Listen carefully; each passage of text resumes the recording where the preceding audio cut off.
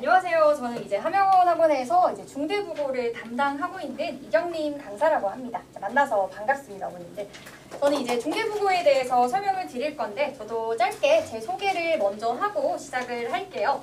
자, 저는 사실 중대국어를 올해 처음 맡았어요. 근데 제가 고등부 경력은 거의 10년 가까이 되고 있기 때문에 저 앞에 선생님들한테 밀리지 않기 위해서 제 올해 성과를 그냥 이렇게 한번 적어봤습니다. 제가 올해 처음 담당했음에도 불구하고 중대국어에서의 거의 모든 서술형은 다 적중을 했습니다. 중대국어의 좀 특이한 서술형이라고 하면은 그 선생님이 직접 창작해서 내시는 서술형 문제가 한 문제가 있어요. 그 문제 빼고는 제가 모든 서술형을 다 적중을 했고요. 그래서 중간고사가 굉장히 어려웠는데도 저희 반에서 이제 96점이 나왔고, 그리고 기말고사는 어제 끝났어요. 어제 끝났는데 저희 반에서 이제 100점이 배출되는 그런 성과를 좀 냈다라고 잠깐 자랑을 좀 드리고요. 자, 그리고 제가 이렇게 적중률이 높을 수밖에 없는 이유는요. 제가 자료가 굉장히 좋다라고 자신 있게 말씀드릴 수가 있을 것 같아요. 저는 이제 고등학교 선생님들이 많이 사용하시는 시중교재 자료는요 거의 사용하지 않고 있습니다. 왜냐면 중대국어는 시그니처 유형 문제들이 있어요. 그래서 중대국어는 중대국어의 맞춤, 객관식, 그리고 서술형 문제를 조금 알짜배기 문제들만 풀어주는 게 가장 중요하기 때문에 저는 모든 문제를 제가 직접 이제 제작해서 사용을 하고 있고요. 그리고 가장 중요한 건 이제 관리죠. 고등학교 친구들도 사실 관리가 필요합니다. 중대국어는 제가 이제 말씀드리겠지만 범위가 적지 않습니다. 그래서 그 범위를 좀 암기하고 그리고 잊어버리지 않게 무한 반복할 수 있는 그런 클리닉 관리를 제가 좀 집중적으로 하고 있다라는 걸 미리 말씀드리고, 자, 지금부터 이제 중대국어에 대해서 설명드리도록 하겠습니다. 자, 먼저 중대국어의 장점은요. 인원수가 압도적이죠. 개포고와 풍문고에 비해서 중대국어 인원수가 가장 많습니다.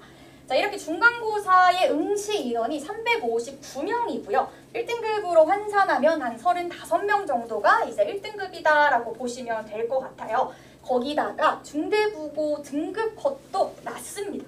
아까 개포고 1등급 컷 기억나시나요? 1등급이 86점이고 2등급이 69점으로 좀 갭이 있다고 했잖아요. 중대국어 보시면요. 1등급 컷이 85점이고요. 2등급 컷이 60점이에요. 갭이 더 큽니다.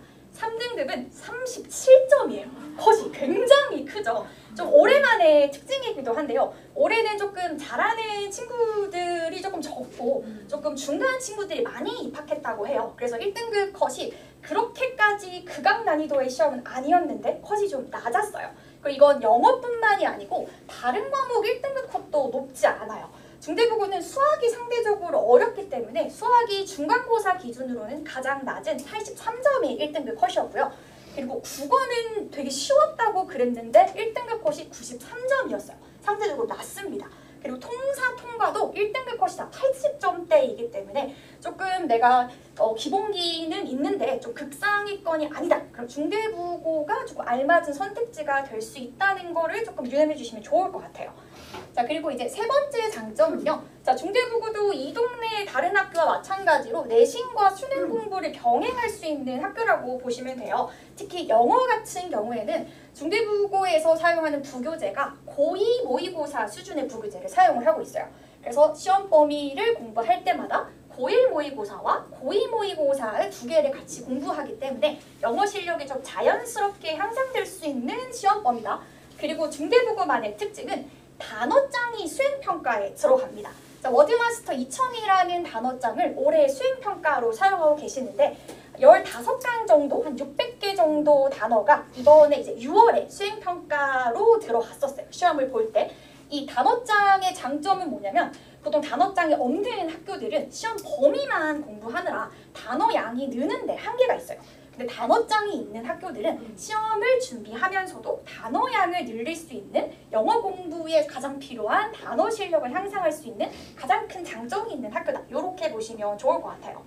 자, 그리고 중대국어도 다른 학교와 마찬가지로 여러 가지 비교과 프로그램을 운영하고 있고 특히 조금 메디컬이랑 좀 자연 계열을 위한 프로그램이 조금 많다고 해요. 그 결과 자, 이렇게 입결 결과가 작년 2025년 졸업생 기준으로는 서울대 9명, 이제 의대만 16명으로 이제 상당히 좀 좋은 입결 결과를 매년 보여주고 있는 학교다.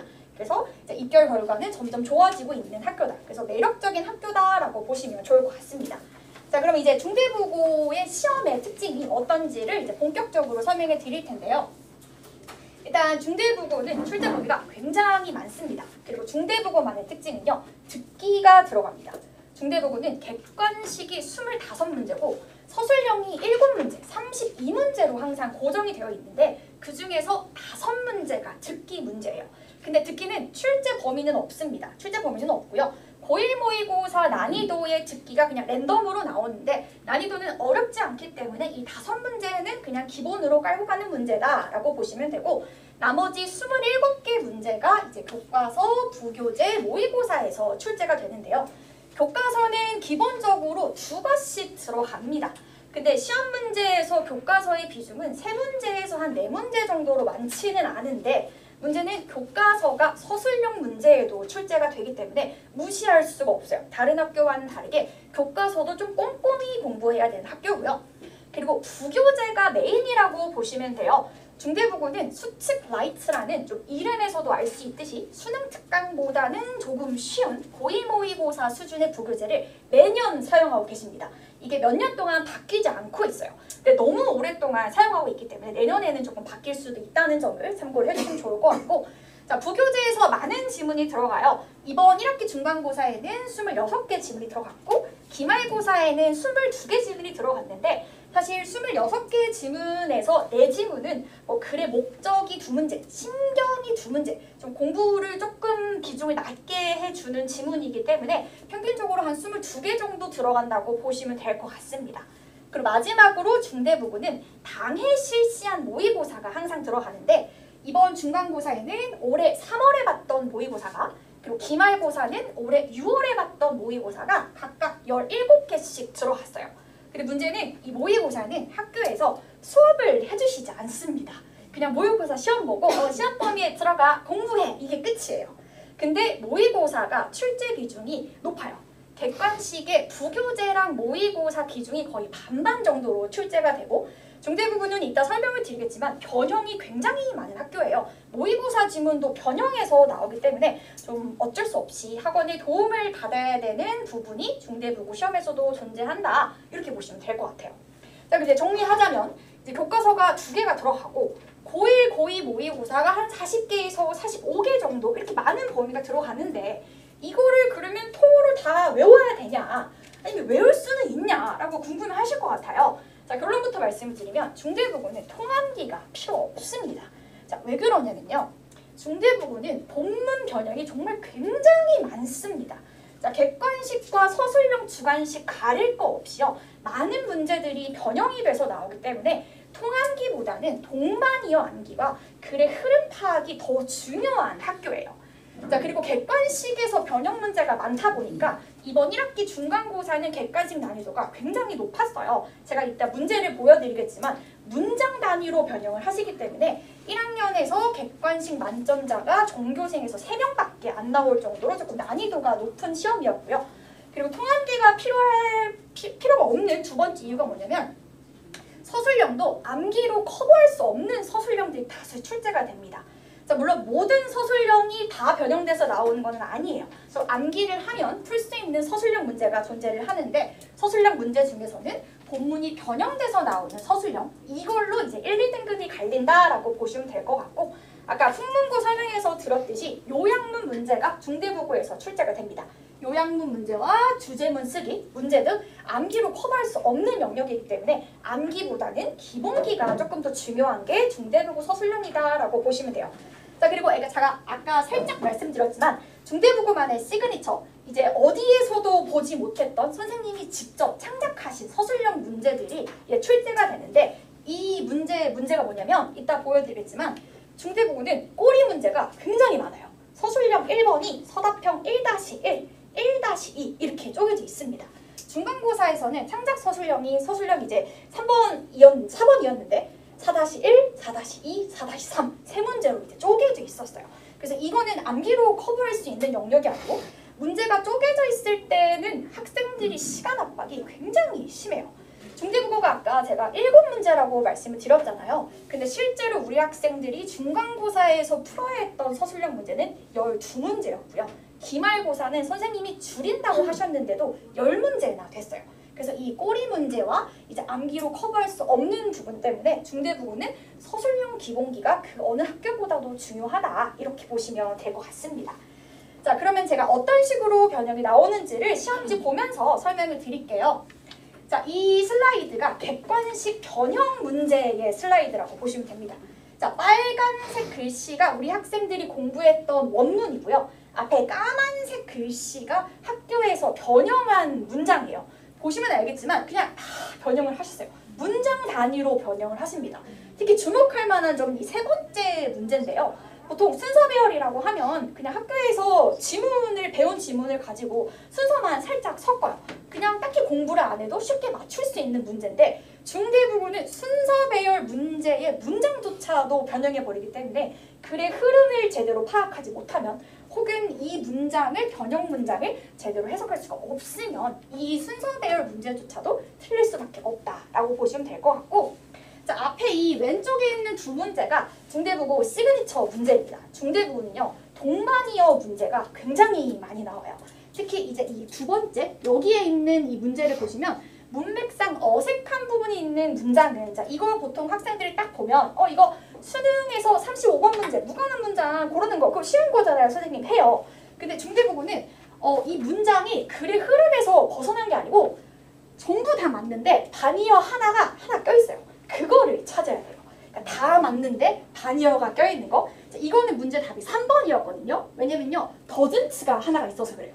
더즌츠가 없이 and 기부가 돼야 되는데 더즌츠 하나 껴놓고 3번을 골라야 되게끔 그런 식으로 출제를 하십니다. 그러니까 중대부고는 동반이어가 굉장히 정확해야 되고 문맥을 정확히 암기하고 있어야 객관식도 만점이 가능하다, 이렇게 보시면 될 것 같아요. 자, 그리고 이제 서술형을 보여드릴 텐데, 자, 중대부고의 시그니처 문제가 2024년 제일 왼쪽 문제예요. 저 문제는 뭐냐면요, 이 한 문제를 통해서 어법, 어휘, 동의어, 반의어, 파생어 모두 다 물을 수 있는 문제예요. 자, 문제 보시면요, 자, A의 정답이 릴라이언트인데 우리 학생들이 외웠던 본문은 디펜던트예요. 근데 보기를 보시면 디펜드가 없죠. 디펜드가 없고 릴라이가 하나 껴있어요. 그러니까 우리 학생들은 디펜더의 동의어가 릴라이인지도 알아야 되고 릴라이의 형용사를 적어야 되니까 릴라이언트의 파생어 형용사 릴라이언트까지 알고 있어야 한 칸 맞을 수 있어요. 자, 문제는 C인데요. C를 보시면요, 보시죠. 중대국어 not 굉장히 좋아하거든요. 원래 본문은 would have인데 시험에선 would not have로 바꾸셨어요. 그럼 원래는 confirmed였거든요. not이 있으니까 이 보기에서 confirm의 반이어를 찾아야 돼요. 컨펌의 반이어 deni를 찾아다가 또 동사를 그대로 쓰면 안 돼요. pp로 바꿔야 되니까 denied 이렇게 해야 한 칸 맞아요. 이게 한 문제예요. 이게 네 문제를 다 맞추기 위해서는 기본 단어, 동반이어, 그리고 파생어, 문법까지 다 알고 있어야 됩니다. 이게 중대부고 시그니처 문제입니다. 이게 항상 한 문제씩 나오는데 올해는 아직까지 등장하지 않고 있습니다. 그러니까 중간 기말고사 2번을 봤는데 올해는 등장하지 않고 있지만 다시 나올 수도 있다. 시그니처 문제다라고 하시면 좋을 것 같고, 자, 올해는요, 두 번째 시그니처 문제인데요. 자, 이 기말고사, 어제 본 기말고사 문제인데 보시면 이제 밑줄이 있어요. 이 밑줄에서 어법상 틀린 것을 모두 찾아서 바르게 고쳐라 문제예요. 개수를 주지 않습니다. 개수를 주지 않고 그냥 알아서 있는 대로 찾아서 고쳐야 돼요. 기본 문법 지식이 없으면 사실 하나 실수할 수 있겠죠. 대신에 중대부고는 구분 점수가 그래도 후한 학교이기 때문에 구분 점수는 챙겨갈 수 있는데 시험이 쉬우면 갑자기 그 등급 컷이 훅 올라가요. 그렇기 때문에 시험이 쉬웠을 때 실수는 조금 치명적일 수 있다. 그렇기 위해서는 문법 기본기를 가지고 있어야 된다라고 보시면 됩니다. 자, 이거 중간에 끼워져 있는 문제가 중대부고 아까 꼬리 문제 있다고 말씀드렸잖아요. 서답형 5번 문제인데요. 5-1, 5-2로 쪼개져 있어요. 한 문제인 척하는 두 문제입니다. 자, 중간에 껴있는 서술형이 중대국어에서 가장 쉬운 서술형이라고 보시면 돼요. 한국말이 있잖아요. 한국말이 있고 보기도 단어를 거의 다 줘요. 중대국어는 단어를 다 주는데 문제는 여기서는 변형하지 말 것이지만 문법 살짝 변형해서 배열하게끔 중대국어는 서술형을 내십니다. 그래서 이렇게 보시면 될 것 같고, 그리고 이 슬라이드가 중대부고의 전형적인 이제 쓰기 서술형 문제인데, 자, 아까 변형이 서술형에서도 나온다고 말씀을 드렸잖아요. 그래서 2024년이랑 2025년 중간은 같은 문제예요. 보시면 한국말이 없는 거 보이시죠? 한국말 없고 단어를 보기를 던져준 다음에 이 보기를 가지고 빈칸에 들어갈 문장을 완성하시오 문제예요. 근데 문제는 이 노란색이 정답이고요. 까만색이 우리 학생들이 외웠던 원문입니다. 겉으로 보기에는 완전 달라요. 너무 달라요. 근데 이거 가만히 찌려다보시면요. 의미가 똑같고요. 구조가 똑같습니다. 그래서 중대부고는 통암기는 필요가 없지만 중요구문 암기는 어느 정도 필요합니다. 그러니까 이 문장의 구조와 내용을 암기를 하면 변형이 돼도 충분히 쓸 수 있어요. 왜냐하면 단어를 거의 다 줘요. 새로 추가할 단어는 없습니다. 살짝의 변형은 있긴 하지만 문법 기본기와 서술형 기본기만 있으면 충분히 도전할 만하다. 그런 문제다라고 보시면 될 것 같아요. 자, 그리고 요 두 문제가 이게 창작 서술형 문제입니다. 자, 보시면 한 문제인데 세 개예요. 한 문제가 아닙니다. 세 문제예요.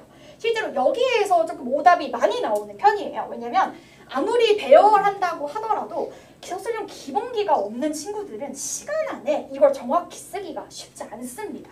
자, 이게 중간고사는 이게 세 문제로 쪼개져서 나왔고, 기말고사는 이제 중간고사가 너무 컷이 낮았기 때문에 학교 선생님이 조금 쉽게 낸다고 공표를 하셨어요. 그럼에도 불구하고 여전히 꼬리 문제 두 문제로 출제를 하셨고, 자, 이 부분은 사실 서술형 기본기가 암기보다는 더 중요한 문제다라고 보시면 됩니다. 자, 그리고 마지막 중대부고의 시그니처 문제는요. 이제 요약문 작성 서술형인데요. 자, 2024년이 올해보다는 조금 시험이 어려웠어요. 시험이 어려울 때, 자, 문제 보시면 아시겠지만 이건 암기로 커버할 수 있는 문제가 아닙니다. 학교 선생님이 요약문을 만들어 놓고 그 요약문 중에 일부를 뚫고 보기를 주고 뭐 저 단어 가지고 주어진 요약문을 완성해봐. 이런 문제예요. 근데 보시면 단어도요, 쉽지 않아요. 쉽지 않기 때문에 이것도 역시 암기보다는 서술형 기본기가 필수다라고 보시면 되고, 자, 올해는 저렇게 요약문 쓰기는 아직까지 나오지 않았는데 대신에 요약문 채우기 문제가 출제되고 있습니다. 근데 보시면 알겠지만 중대부고가 요약문 채우기조차도 본문을 변형하고 계세요. 이거 변형하는 이유는 뭐냐면요. 학생들이 본문을 외우면 외운 대로 자기가 생각나는 대로 단어를 막 채워요. 그럼 틀립니다. 그 단어를 없애세요. 그 단어를 없애고 동반이어를 끼워 넣기 때문에 요약문은 본문 변형 때문에 어쩔 수 없이 시험장에서 다시 읽고 읽은 단어 중에서도 찾아야 되는데 문제는 A, B, C, D에 들어갈 단어를 본문 단어를 그대로 쓰면 안 돼요. 파생어로 바꿔서 써야 되거나 혹은 동사 원형인데 뭐 ing나 pp 형태로 바꿔 써야 되기 때문에 요약문 문제지만 기본 파생어 실력이나 문법 실력이 없으면 감점을 받을 수밖에 없는 문제다라고 보시면 될 것 같습니다. 그리고 이거는 기말고사에서 새로 출제된 유형인데요. 자, 1-2 문제가 이제 어제 봤던 요약문 문제예요. 조금 학교 시험이 좀 쉬워졌기 때문에 이렇게 요약문 문제가 나오면 그냥 요거는 조금 쉬워요. 보기에서 그냥 맞는 단어를 그냥 하나 골라서 쓰면 되는, 좀 쉽게 나오면 이런 유형으로 출제가 될 수 있다라고 보시면 될 것 같습니다. 자, 그럼 이런 중대부고는 어떤 학생들에게 추천을 하느냐? 아까 중대부고 컷 보셨죠? 1등급 컷이 85점이에요. 결코 높지 않습니다. 그리고 시험이 그렇게까지 어렵지 않아요. 제가 경기여고도 하고 있는데 여고의 그런 극악무도한 난이도가 아니에요. 근데 중대부고는 상대적으로 비교적 커트라인이 낮기 때문에 조금 여고의 경쟁이 너무 두렵다. 혹은 남고의 수거학 정말 천재들이 많잖아요. 나는 그 정도는 아닌데 조금 수거학에 자신 있다. 그런 친구들은 중대부고 추천드립니다.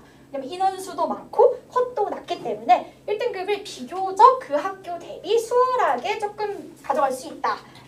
참고하시면 될 것 같고, 자, 그다음 영어 같은 경우로 말씀을 드리면 중대부고는 아까 말씀드린 것처럼 통암기에는 필요가 없고요.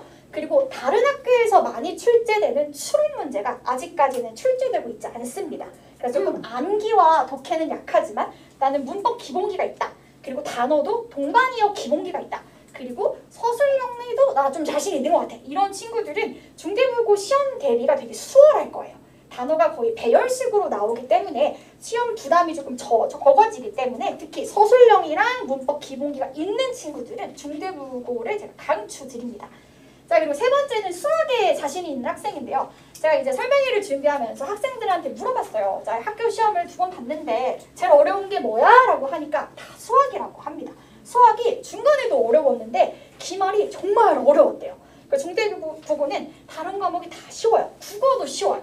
영어도 어렵지만 할만합니다. 그렇기 때문에 조금 수학에 자신 있는 학생들은 중대국어 오면 다른 학생들보다 조금 비교 우위에 설 수 있다. 그래서 이런 학생들에게 제가 이제 중대국어를 추천드립니다.